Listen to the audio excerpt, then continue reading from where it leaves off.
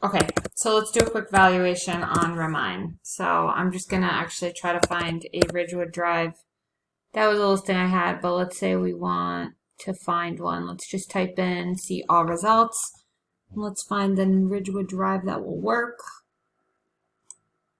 It's gonna open a separate page, so let's just click on 67. So 67 Ridgewood Drive is gonna be the value we're trying to get. What we're gonna do is take a peek at the value first. So let's go here. Remember what we said about First American being a little bit more towards what the banks tend to use for loans. I'm sure you've heard of First American before when it comes to title.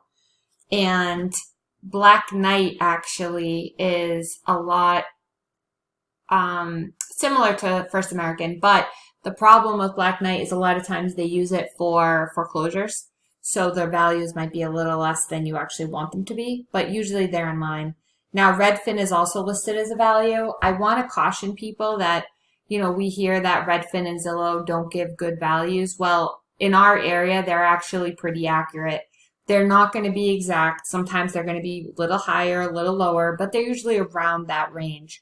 Where you're going to have an issue with these valuations is probably with raised ranches where they're not counting the basements as living area, even though they're technically, above soil. So if you, are thinking about like a true value of a property, you want to use MLS or CMA toolkit or whatever. But here for leads and stuff, this is really easy and simple to get them out evaluation quickly. So you want to click on print, and then you want to click on record full page. So we're going to print it. What's going to happen is it's going to actually save it as a file.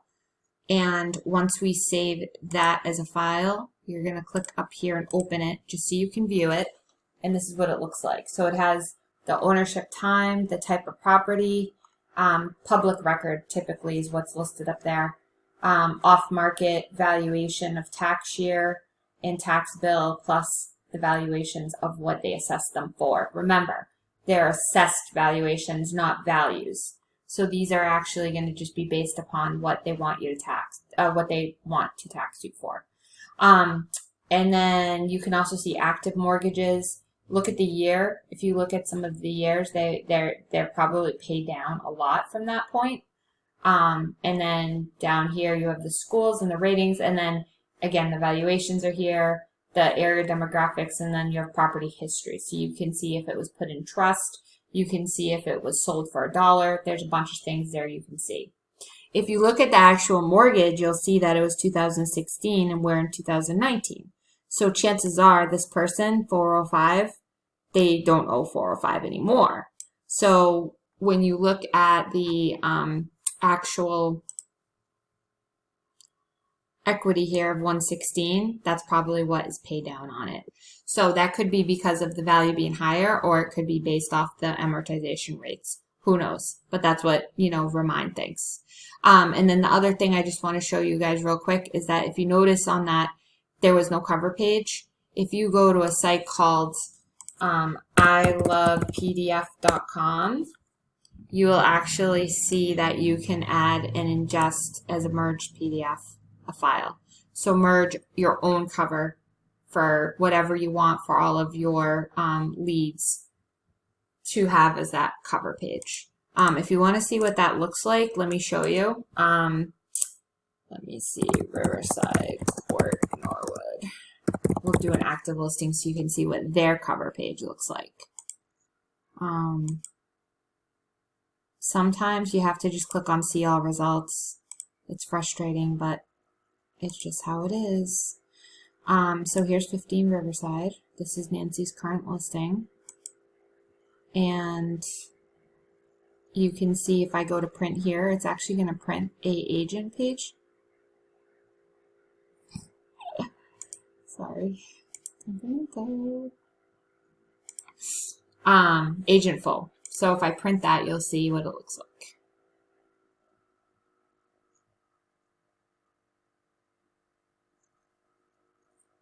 Save. Right here.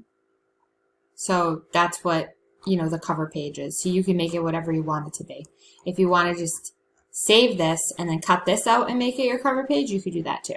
but very simple to create a cover page on Word doc or on PicMonkey.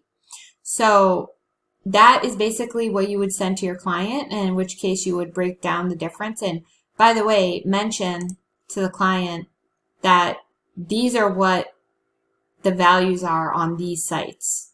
That being said, your house is not going to be valued by an automated system. You need an agent to come value it because these are way off. So do I think that, the house is worth $379,900? Probably.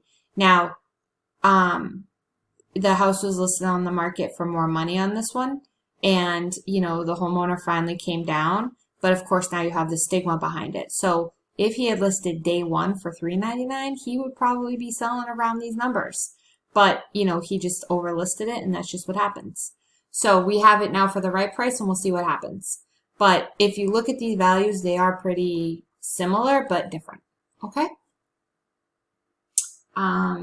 You can also, by the way, look at the equity of properties.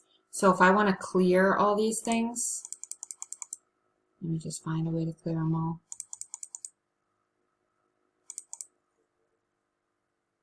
It's saving the filters.